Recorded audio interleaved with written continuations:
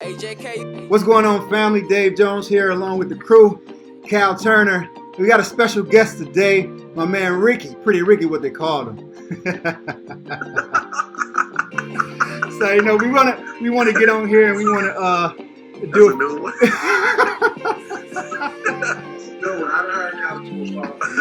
That's what's up. But it's our opportunity to get on here and see if we can give back some of the concepts and ideas that we think is going to help us collectively grow as a community, grow as we pour into each other, how we love on each other.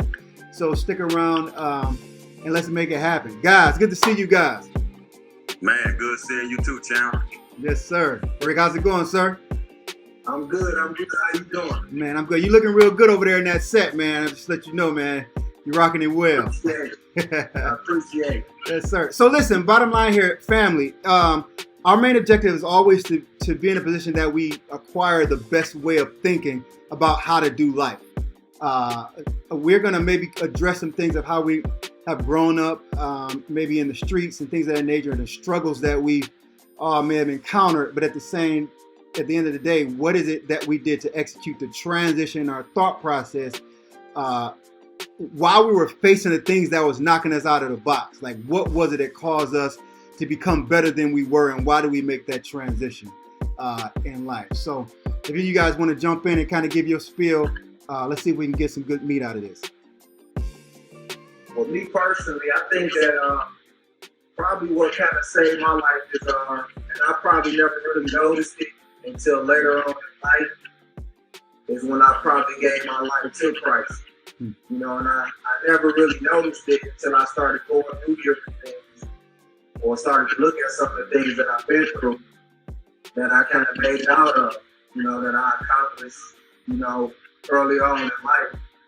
I look at all the stuff that I've been through, and I'm still here today to talk about it, you know, and talk to my friends and the youth and things like that to let them know. So I look at it like that. I think that's what kind of like changed my life. Not only that, I started having kids. You know, I had my daughter, and I think that changed my life as well. Sweet. Let me ask you a quick question, because we kind of jump all the way to Christ. What would make you want to change your life? And then why is Christ that answer for you? You know, at the time I was young, so I wasn't even really thinking about changing my life.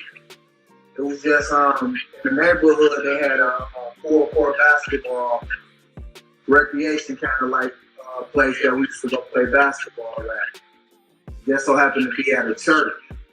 So in order for us to play basketball during like I would say like kind of like halftime, we would all have to get together and, you know, pray, and the guy who was running the basketball court, you know, was just asking people did they want to get in like Christ. So that was one of the ways that I kind of I think made my transition. It's just something that I decided to do at an early age because I wanted to play basketball as well. So I took it upon myself to make that choice. Nice. And so what is that? I'm sorry, it seems like we're drifting here, but what does that mean? What did it mean to you? Like, can you explain like what that meant to you? Like, and what do you felt that you received that kind of started you to walk in a different route? It meant a lot to me, you know, coming up, like I say, all the stuff that I was going through and all the stuff that I was seeing with friends and things like that. I just kind of, I didn't want to go through it. You know what I'm saying? I wanted to do something better and fix it. So that kind of like, I think helped steer me in the right direction. Kind of changed my mind frame, kind of changed my walk in life. Because I felt like I was, at that time, you know, I had something to live for. I didn't want to go through what some of my friends had went through. So that, I think that's the, you know, the answer you're looking for. Yeah. Yeah, I think that's a good response, Rick. And just touching on a lot of stuff that our friends was going through, just looking back on our childhood, you know, back in our Henry Ford days, you know, just thinking back, just a couple of things came to my mind when you said not going through a lot of things a lot of my friends went through, you know, just thinking back on Charles Higgins. Okay. Remember that situation? Where, you know, when we seen him get killed in the path he was taking. Right. And then, thinking back, just thinking back on the whole Blade days when, those days, Right. hanging around with him and, watching, the fun and, and I think, that one, I think it hurt a lot of people and, and one of the things you think it really could have been prevented, Right. Then we fast forward to Conrad, Right. and him and how that went. And I mean, the list goes on. And then even the most recent one, what we seen with, and then it makes you think about, like you say, just, getting out the streets and changing your life. When it comes to the kids, we look at what just happened with Freaky Rennie daughter, and it just it crushed you. Like when I spoke to Rennie at the viewing, and I was talking to him, and I was like, bro, this hurt everybody, man. We all feel like this, all our daughter in that casket, bro. We here with you, you know what I'm saying? And it was just a bad situation, and you see different situations happen and how they affect you.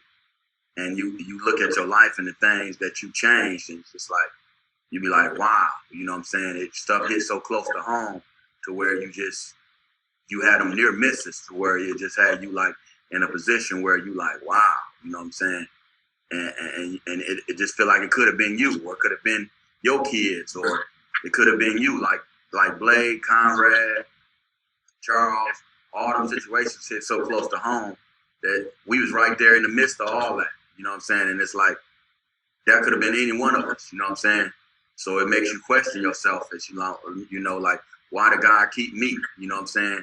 And it had you in a situation where it make you think different and want to move different and want to get some understanding as to what your purpose is. Because at some point when you say we found Christ, going to these basketball, recreational facilities, to yourself, once you learn about Christ and then you watch yourself dodge so many different incidents that hit so close to home, it makes you understand like, dang, man, I got a purpose. But, it make you key in on what your purpose is and try to search it out a little more to get some understanding on what it is I'm supposed to be doing, because you ask yourself, God, if this stuff hitting this close to home and you allow me to skate away from it, then ain't nothing more special than than these other guys, what I'm saying, as far as, the love of Christ on your life. But just so happened that, their lives got taken, and we all got an expiration date. Right. So it just make you wonder, like, man, when is my day coming? And it just make you, as the older you get and the more experience you get in life, it just had you like, man, certain things you outgrow to the point where you like, man, it's time for me to really key in on the importance of life. You know what I'm saying? So I feel you when you say, finding Christ at a young age, then going through life and watching your friends go through so much different stuff, and then you make it through it, and then you get to the point where it's like, okay, now what am I doing here? So that resonated good in my spirit when you was touching on it. Right. Yeah. No, that's good. It's for some of you who may just be tuning in. We're basically discussing what things that cause us a transition from how we used to do life to how we do life now, and the thought processes of how we can execute and do better. My story is a little different. I was lucky and fortunate enough to be raised in a family that actually introduced me to God very early on. But the value that I can bring to the conversation is just because you are introduced to God and the way that He thinks and things of that nature, you will also go through that season where you try your own stuff out. And when you step out of what good principles, good strategies that are working, that are proven, you get to realize that the things that you chase, most times they try to satisfy yourself. They're independent, they're selfish, and it causes us to make a lot of decisions that's not beneficial to me and the people that I'm connected to. And so for me, it was always like, you go out, you taste the world. Yeah, there's some things that are attractive, but at the end of the day, they ultimately lead to a certain type of death, whether it be death in a relationship, whether it be death in your health, whether it be death in your career opportunities or things that you wanted to pursue, because your mindset may be a little off. And some of us go through these seasons in life where we feel that we're isolated and stranded and we don't know how to get out. For me, it was like coming to redefine who I was and what thought processes that I wanted to use to attack life in all the areas that I wanted to see better in. And that's even a learning curve, even into now, where I'm still taking things of thinking the wrong way and like, I got to veto that thought. That thought ain't right. How can I think of it differently when I want to have a conversation with my wife and she arguing or she says something that goes against the way I feel or hit my emotion? What is the proper response? And I always got to search for a principle that, like, for example, in the word, it tells you to be slow to speak, you know what I'm saying, and quick to listen or to hear, and to operate in a level of grace that you can allow to somebody else to get their point across. And at the same time, you try to not listen to respond, but to understand.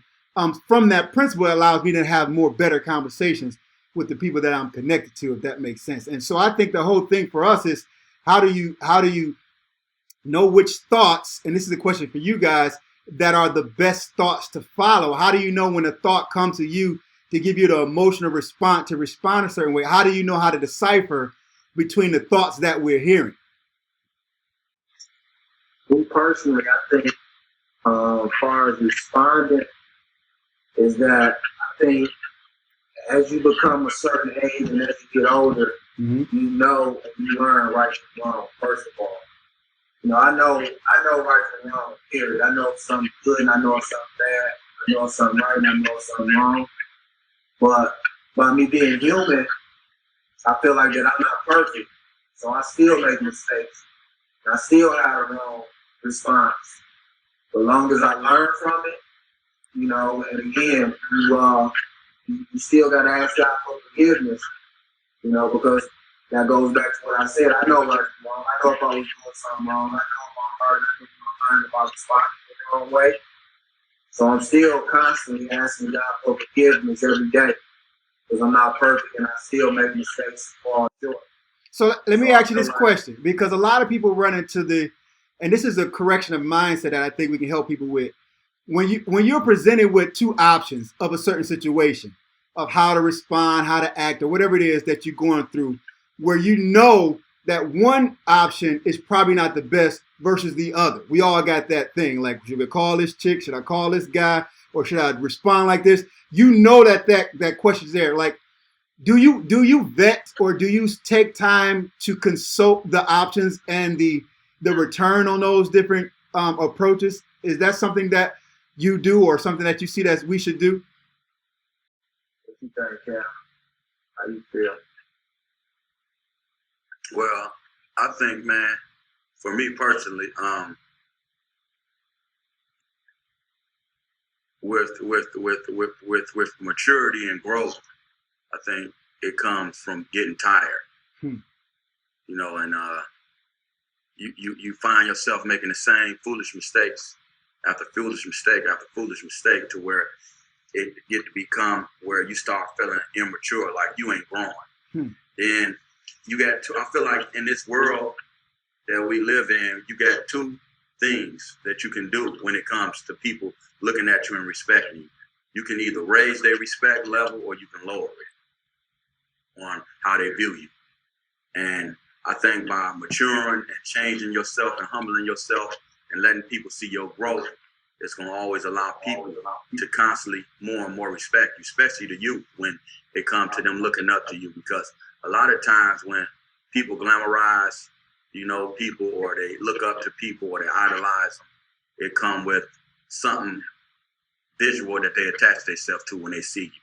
May it be, you know, the way they see how girls cling to you, where it be the way you dress, you know, the kind of money they see you moving with, type of cars you drive, you know what I'm saying, your smooth swag, whatever it may be. I think that bar can be higher or lower depending on your growth. Now, if you attract people to you from being a player or, you know, ladies or whatever the case may be, I think as guys get older and they get a chance to experience women and different things, and they see how much trouble really come behind doing that versus how cool you look and then they see that you done moved on beyond that, and you still got your respect level, and they still view you the same, but you ain't on that no more, they can still look at you and be like, wow, you know what I'm saying? I can understand why I don't see him, you know what I'm saying, running around the streets with this, that, and the third, 3 or 4 women or whatever. So I think with this life, you know, we got to move through it, and we got to evolve, and we got to watch ourselves mature and get better. You know what I'm saying? And a lot of that comes with having a humble spirit, humble enough to check yourself first and foremost, to say, hey, man, this ain't cool, this ain't smooth. I feel stupid. I feel like I'm standing in place. I feel like I'm running in place, and I'm setting a bad example for those around me, friends. You know what I'm saying? Daughters, sons, younger cats to call me uncle, whatever the case may be. I think we got to keep raising the bar and letting people see that, man, hey, you can be who you are and still be respected, and ain't got to be moving to what, quote unquote, everybody else is doing. That is like, you know what I'm saying, the end thing to do. You know what I'm saying? So I think a lot of things was misleading to us.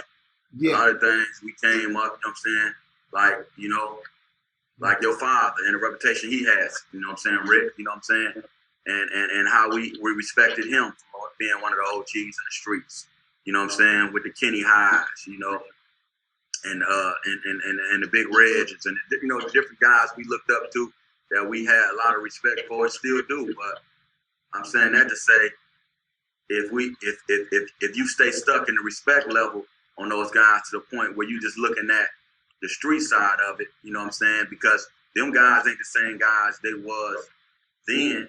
Now, you know what I'm saying? They done matured, they done grown, they done been through some things, and they done changed a lot. Right. So I'm sure we have a conversation with them and talk to them about where they at today versus where they at when we was looking up to them. They will probably apologize to us about a lot of examples they said, or say, hey, I appreciate you valuing that in me and taking that and using that as a tool to become the man you are and the characteristics you have.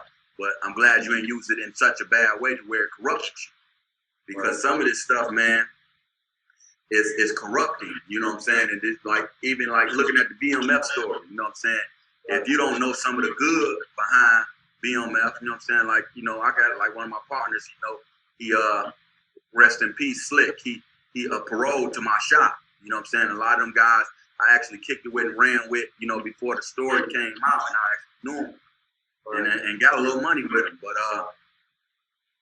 if you ain't know them as individuals and you just watching this story, then it can be misleading to like the type of individuals they were altogether, because they just showing you the lifestyle that they led to lead up to the story that they tell. Right. But you know, they ain't gonna show you, you know, come on, let's go to work out. You know what I'm saying? Come on, Slick, we're gonna go work out.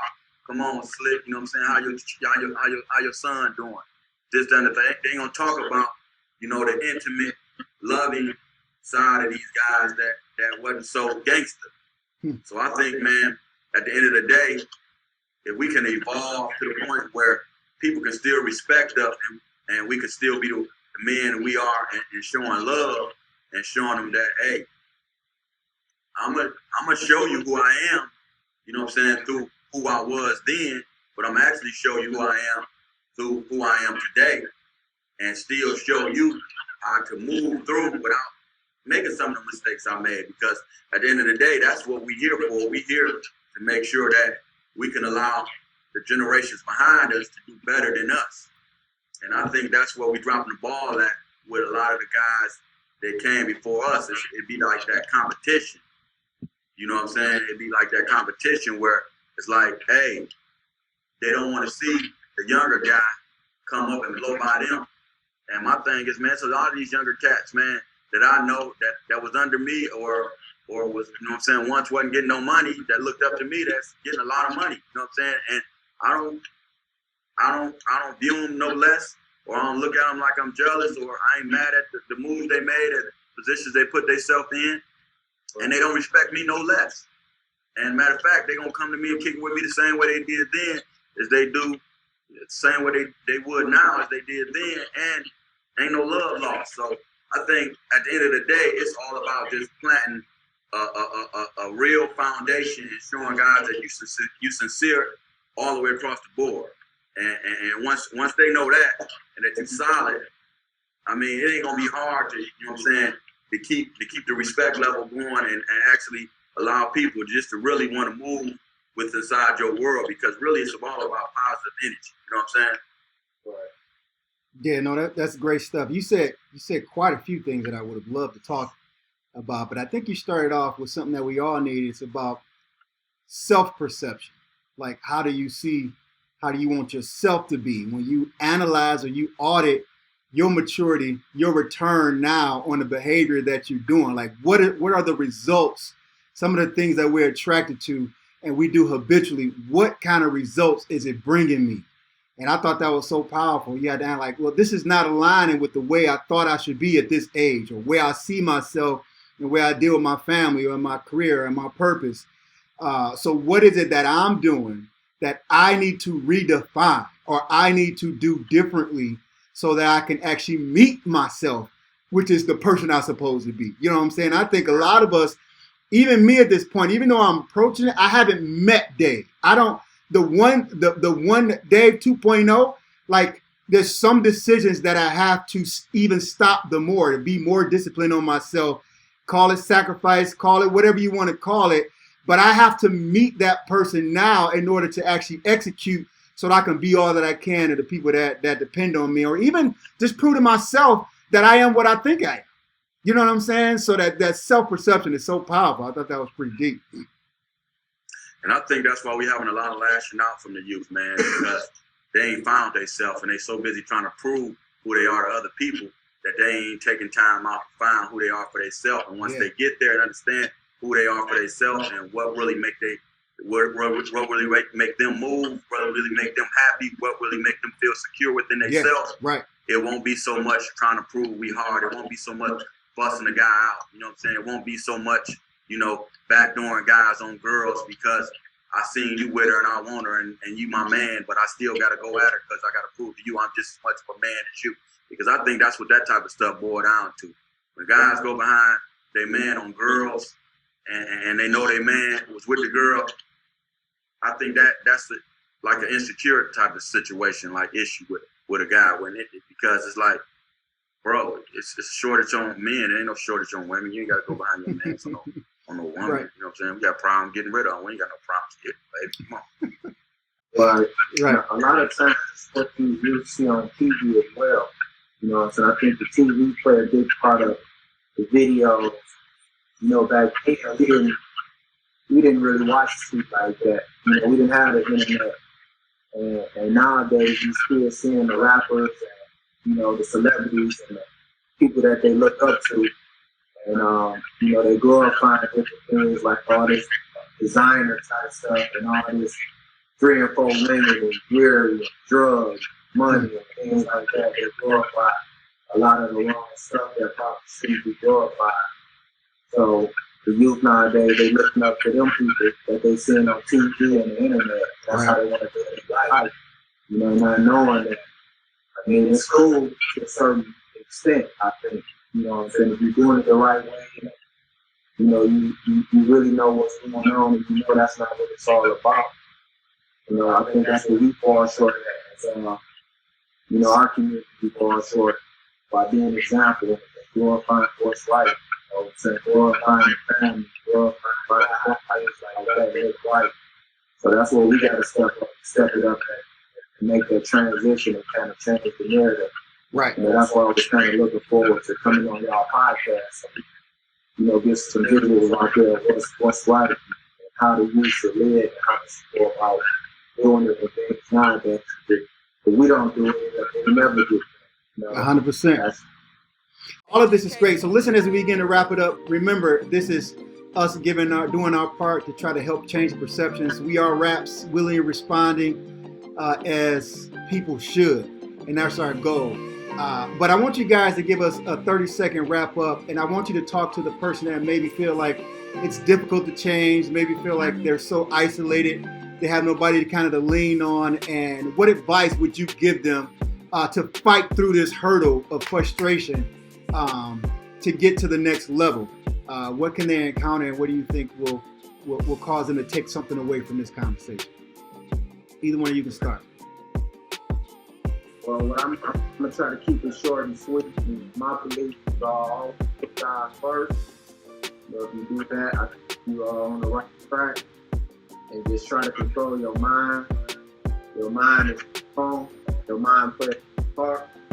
I know it can get tough and tough out in the streets sometimes.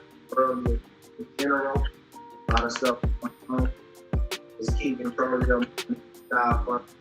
I want to do things that you'll be okay. Nice. All right. I would say, take a look at your life. Take a look at yourself. Like I said, you know, you gotta have something in God, some belief in something bigger than you. If you stuck in yourself, believing in you and your ability to fight everything you're doing from the start, you gotta find something to stand on, religious-wise, more than your own self-belief.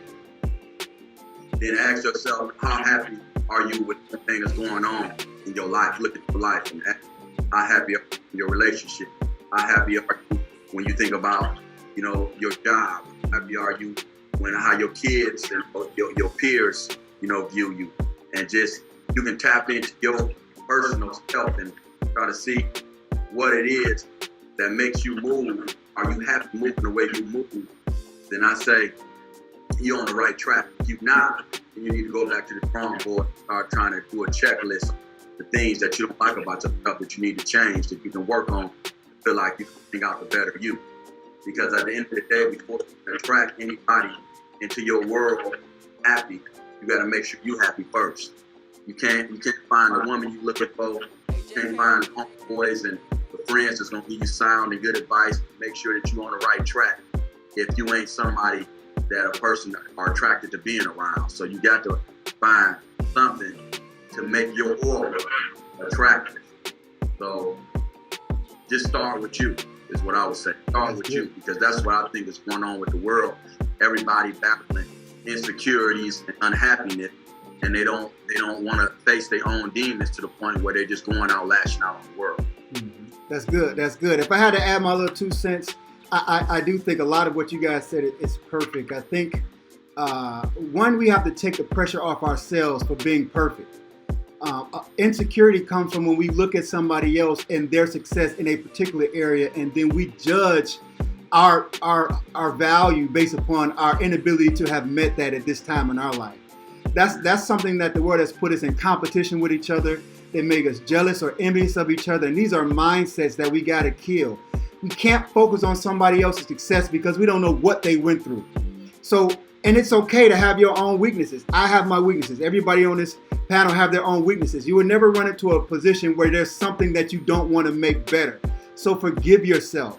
And then focus on something that you want in your future. And what I understand about what God has given us, God lives in us, so we have the ability to create.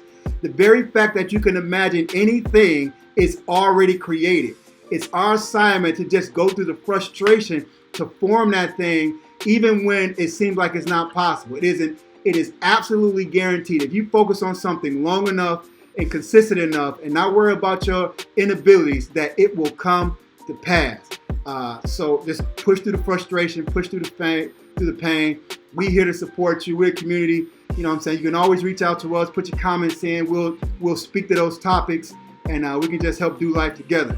Because God, at the end of the day, is all about love. And if I can see you advance in life, then at the end of the day, I have fulfillment. We all have fulfillment. And that's the only way we're going to get out of this mess together. So I love you guys. Appreciate you fellas for getting on. This has been a great session. This is a wrap, baby. Willing to respond as people should. Faith without works is dead, baby. Yes, sir. Let's get it. All right. All right, fam, in a minute.